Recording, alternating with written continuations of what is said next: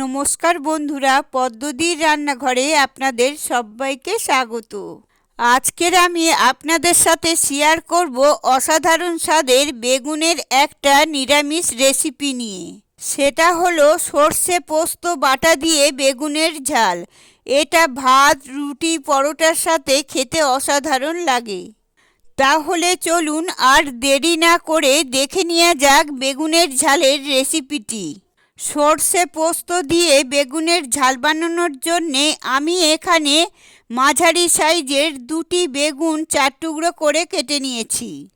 এবার বেগুনগুলিকে নুন হলুদ দিয়ে ম্যারিনেট করে নেব। নুন হলুদটিকে বেগুনের গায়ে ভালো করে মাখিয়ে নেওয়ার পর এটিকে আধ ঘন্টার জন্যে রেখে দেব। এবার একটা মশলা করে নেব। মিক্সির জারের মধ্যে দিয়ে দিচ্ছি 2 টেবিল চামচ কালো সর্ষে। আপনারা চাইলে হলুদ সর্ষেও ব্যবহার করতে পারেন।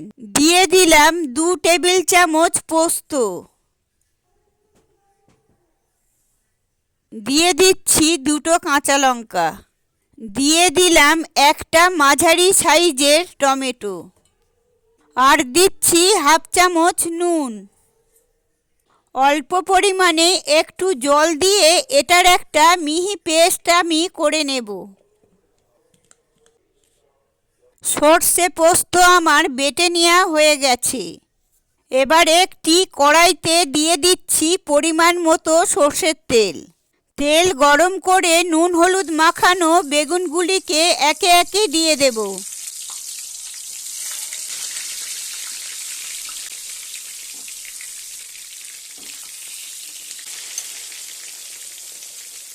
বেগুনগুলিকে মিডিয়াম ফ্লেমে 2 থেকে 3 মিনিট ভাজার পর উল্টে অপর পিঠটিকেও 1 থেকে 2 মিনিট ভেজে নিতে হবে।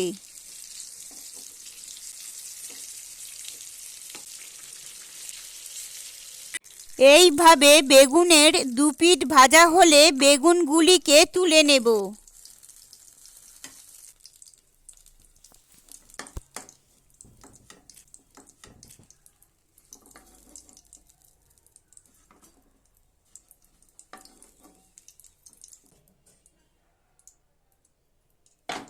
এবার ওই একই তেলের মধ্যে আমি দিয়ে দিলাম হাফ চা চামচ কালো জিরে আর 3টে চেরা কাঁচা লঙ্কা। 1 মিনিট লো ফ্লেমে ফোড়নগুলোকে নাড়াচাড়া করে তারপর সর্ষে পোস্ত বাটার যে মশলাটা বেটে রেখেছিলাম সেটা দিয়ে দিলাম।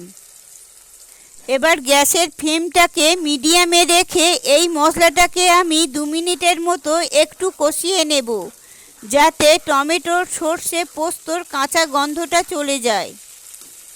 2 মিনিট পর এবার এর মধ্যে দিয়ে দিচ্ছি হাফ চামচ হলুদের গুঁড়ো।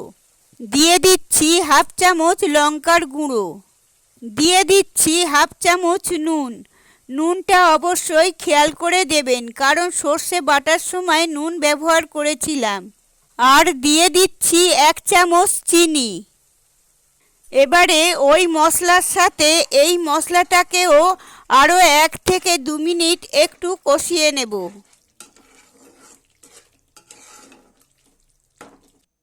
মশলাটা 2 মিনিট কষিয়ে নেওয়ার পর এবার এর মধ্যে দিয়ে দিচ্ছি 200 থেকে 250 ml জল।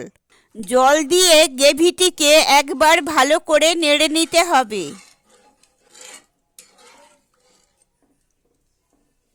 এরপর গ্রেভি ফুটে উঠলে ভেজে রাখা বেগুনগুলি দিয়ে দেব। এবার বেগুনগুলিকে মিডিয়াম ফ্লেমে গ্রেভির সাথে উল্টে পাল্টে 4 থেকে 5 মিনিট নেড়ে ফুটিয়ে নেব। 4 থেকে 5 মিনিট ফুটিয়ে নেওয়ার পর এতে দিয়ে দেব 2 চামচ কাঁচা সর্ষের তেল। আর সব শেষে দিয়ে দিচ্ছি অল্প পরিমাণে একটু ধনেপাতা কুচি। তেল আর ধনেপাতা কুচি দেওয়ার পর সর্ষে পোস্ত বেগুনের ঝালটিকে আরও 1 থেকে 2 মিনিট একটু ফুটিয়ে নেব।